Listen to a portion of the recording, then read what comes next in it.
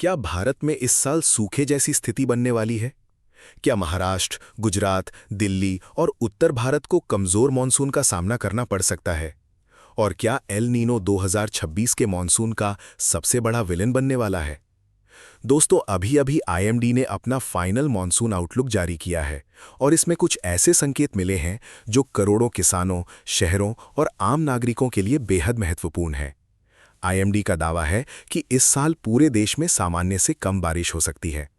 लेकिन क्या कहानी सिर्फ इतनी ही है, या फिर बंगाल की खाड़ी में बनने वाले सिस्टम पूरे गेम को बदल सकते हैं? आज के इस वीडियो में हम IMD forecast, ENSO, El Nino, IOD और साइक्लोकास्ट के एक्सक्लूसिव विश्लेषण के आधार पर समझेंगे कि 2026 का मानसून आखिर कितना मजबूत या कमजोर रहने वाला है।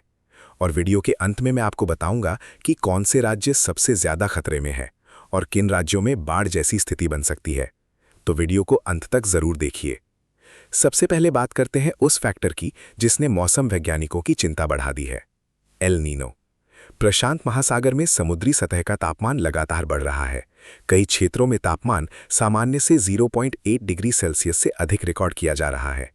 हालांकि आधिकारिक तौर पर एल नीनो घोषित नहीं हुआ है, लेकिन परिस्थितियां तेजी से उसी दिशा में बढ़ रही हैं। फोरकास्ट मॉडल्स ये संकेत दे रहे हैं कि जुलाई से नवंबर तक एल नीनो और मजबूत हो सकता है। इतिहास गवाह है कि कई एल नीनो वर्षों में भारत को सामान्य से कम मानसूनी वर्षा देखने को मिली है। हालांकि हर एल नीनो सूखा नहीं लाता, लेकिन मानसून के सिस्टम, बारिश का वितरण और लो प्रेशर फॉर्मेशन जरूर प्रभावित होते हैं। लेकिन रुकिए, अगर आप सोच रहे हैं कि एल नीनो आया मतलब मानसून खत्म, तो ऐसा बिल्कुल नहीं है, क्योंकि एक दूसरा फैक्टर अभी भी तस्वीर बदल सकता है। ये है इंडियन ओशन डाइपोल यानी आईओडी। अभी के सभी प्रमुख मॉडल ये संकेत दे रहे हैं कि आईओडी ज्यादातर न्यूट्रल रहेगा। जुलाई और अगस्त में हल्की पॉजिटिव टेंडेंसी जरूर बन सकती है, लेकिन फिलहाल ऐसा कोई मजबूत पॉजिटिव आईओडी सिग्नल नहीं दिख रहा जो एल नीनो के प्रभाव को पूरी तरह संतुलित कर सके। और शायद यही वजह है कि आईएमडी ने मानसून को बिलो नॉर्मल कैटेगरी में रखा है। अब बात करते हैं सबसे बड़े सवाल की, आखिर भारत में कितनी बारिश होगी? आईएमडी के ताज़ा सीजनल फोरकास्ट के अनुसार जून से सितंबर के दौरान पूरे देश में लॉन्ग पीरियड एवरेज का लगभग 90% रेनफॉल होने की संभावना है। याद रखिए, नॉर्मल मॉनसून कैटेगरी लगभग 96% से शुरू होती है, इसलिए 90% का फोरकास्ट ये संकेत देता है कि देश भर में औसतन कम बारिश हो सकती है। हालांकि इसका मतलब ये बिल्कुल नहीं कि पूरा भारत सूखे की चपेट में आ जाएगा, लेकिन कई क्षेत्रों में रेन डेफिसिट देखने को मिल सकता है। अगर हम राज्यवार विश्लेषण करें तो सबसे अधिक चिंता उत्तर पश्चिम भारत को लेकर है। राजस्थान, पंजाब, हरियाणा, दिल्ली, पश्चिमी उत्तर प्रदेश, उत्तराखंड, इन क्षेत्रों में सामान्य से कम बारिश की संभावना दिखाई गई है। मध्य भारत में महाराष्ट्र और मध्य प्रदेश के कई हिस्सों पर भी वर्षा सामान्य से कम रह सकती है। यानी महाराष्ट्र के लिए ये फोरकास्ट बेहद महत्वपूर्ण है। विशेष रूप से मराठवाड़ा, विदर्भ और आंतरिक महाराष्ट्र को मानसून की गतिविधियों पर नजर रखनी होगी। वहीं दूसरी ओर ओडिशा, आंध्र प्रदेश, तेलंगाना और पूर्वी भारत के कुछ हिस्सों में बेहतर बारिश की संभावना दिखाई जा रही है। हमारे अनुसार पूरे मानसून का भविष्य केवल एल नीनो पर निर्भर नहीं करेगा।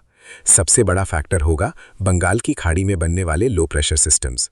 यदि मानसून सीजन के दौरान पर्याप्त संख्या में लो प्रेशर सिस्टम्स और डिप्रेशंस बनते हैं तो कई राज्यों में रेनफॉल डेफिसिट काफ़ी हद तक कम हो सकता है।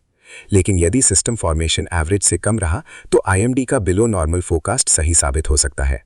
साइक्लोकास्ट की शुरुआती एनालिसिस के अनुसार इस साल लगभग 7 से 10 लो प्रेशर सिस्टम्स बनने की संभावना है, जबकि सामान्य वर्षों में ये संख्या 10 से 13 के बीच देखी जाती है। यानी पूरी कहानी अभी लिखी नहीं गई है।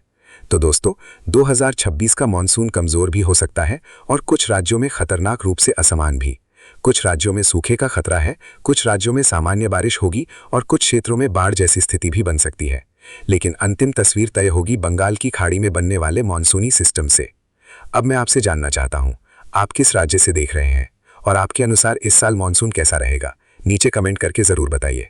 अगर आप मौसम, चक्रवात, मानसून और भारत के सबसे सटीक मौसम विश्लेषण से जुड़े रहना चाहते हैं तो अभी साइक्लोकास्ट इंडिया को सब्सक्राइब करिए, क्योंकि हम सिर्फ मौसम की खबर नहीं देते, हम मौसम को समझते हैं। जय हिंद।